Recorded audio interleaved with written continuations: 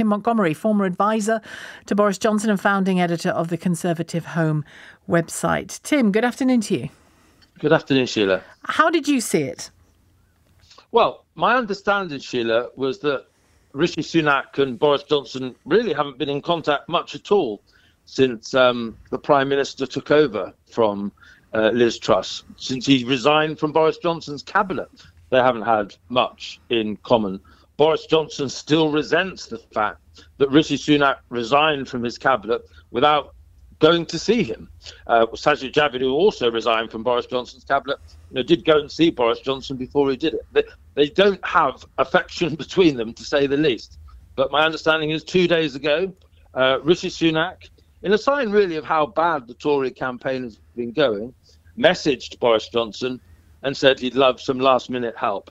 And Boris Johnson, for reasons that we could discuss, obliged. But it was interesting to note, they didn't appear together. There was no handshake. But Rishi Sunak obviously thought it was worth the risk, because people who don't like Boris Johnson aren't going to suddenly like him. This isn't about converting anyone from Labour to the Tories or whatever.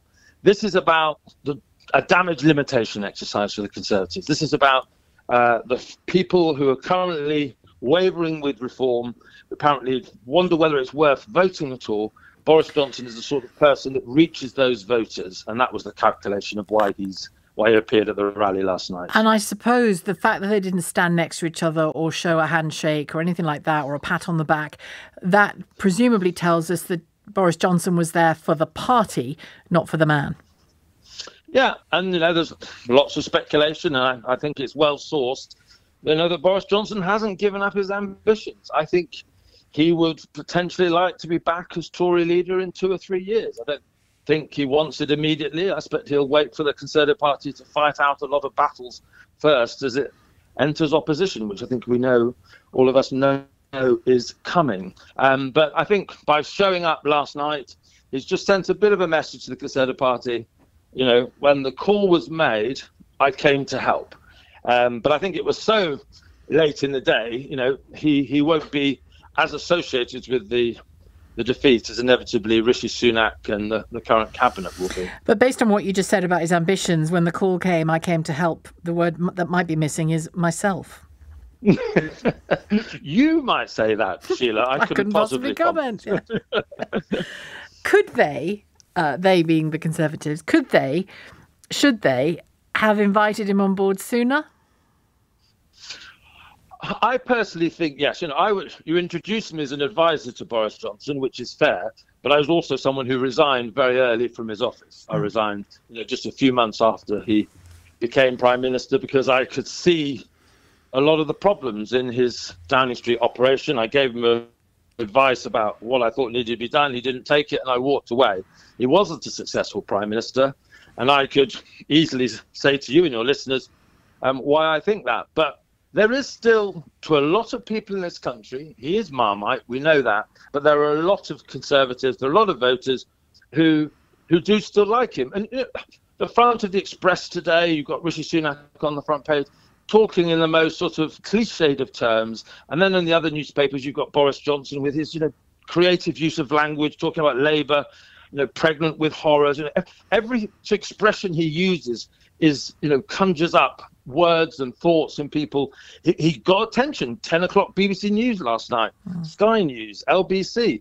He leads bulletins in a way few others can. And as I say, it's not about persuading anyone who's persuadable. It's just about telling the Conservative vote that actually there's a lot at stake in this election, and do they really want to give Keir Starmer that expression we're all so familiar with now, a supermajority? Yeah, well, you can use that word if you want, but I'm not going to, because an 80-seat majority is a pretty super majority when you look at it, isn't it, as well, which Boris Johnson managed to squander. I know it's off the scale if it happens. Yeah, I'm aware of that. But it's still, an 80-seat majority should have given Boris Johnson time to sit pretty, and it didn't, did it? Of course, and he wasted it. Yeah. And he wasted it. The idea that he... Oh, someone's at the door. The idea that he can come back and take over further down the line. again, what would be in it for the Conservative Party after going through its battles, however that ends? Well, I have no idea. I've given up predicting the future, Sheila. I think having said that, I'm about to make a prediction. I think after the election, the bloodletting inside the Conservative Party is going to be something to behold. My personal hope is that the Conservative Party doesn't rush into a leadership race, that the Canadian Conservatives wait a year before choosing a leader. They have an interim leader. They examine exactly what went wrong when they've been defeated.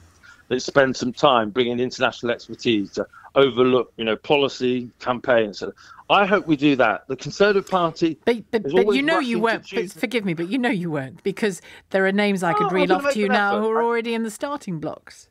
Yeah, but it doesn't mean that the 1922 committee, the committee that decides how the Conservative Party conducts its elections, they haven't even got a leader anymore. They're going to have to all be re-elected. I think it's going to be a very live debate. Things like, should Tory members choose the next leader, or will it return to MPs? And some of us think one of the debates we need to have is just to pause. We are about to suffer the most comprehensive defeat in the history of the modern Conservative Party. Putting that right isn't just the job of one leader, it's the job of the whole party. And I think we need a massive exercise in self-examination, which includes examining every part of our operation and our policy. That shouldn't just be about choosing a new front person for the party. My question to callers was, is Boris Johnson the factor that's been missing from this election campaign, or is he the point, or was he the point at which the rot set in? I mean, you, just to allude back to what you said about when you left the role quite quickly of advisor to Boris Johnson when he entered number 10, what was it that made you think, no, I don't want to be part of this outfit? Were you seeing a kind of rot set in even then? There are lots of divides in the Conservative Party, there are lots of divides in the Labour Party, but we'll talk about the Conservative Party. I realise, some people say Brexit remains, some wet, dry, right wing, left wing. The biggest divide for me is serious and unserious.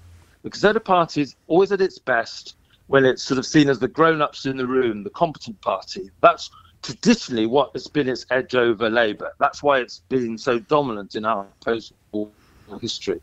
And I saw in Boris a level of unseriousness that really worried me. And that, of course, carried on under Liz Truss. I think Rishi Sunak has, in some ways, put it right, but he had different faults.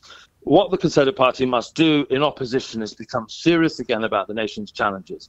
Come to the country in the next general election with real truths about the problems the country faces, a little bit like a doctor's mandate. Say to the country, there's this the sickness here.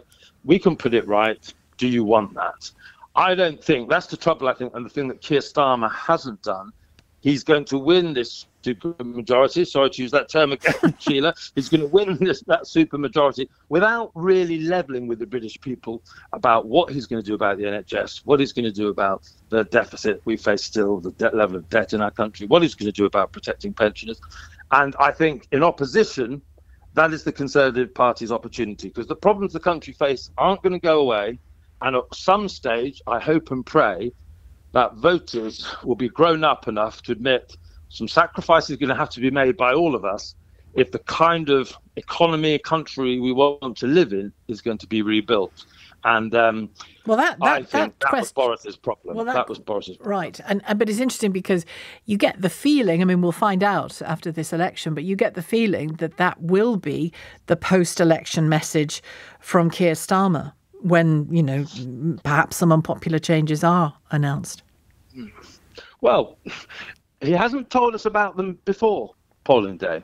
And, I think that is the big mistake that he's made. I personally think, and I could be wrong about this, but I personally think that the British people are ready for that doctor's mandate. The truth, yeah. They know there are all sorts of problems in our country, and I think they would be ready to say the taxes are going to have to go up this way, or you're going to have to lose certain benefits, or whatever it was. But the Tories didn't do it. They were telling us the taxes can come down. Pardon? The Tories didn't do that either. They told us taxes could come down.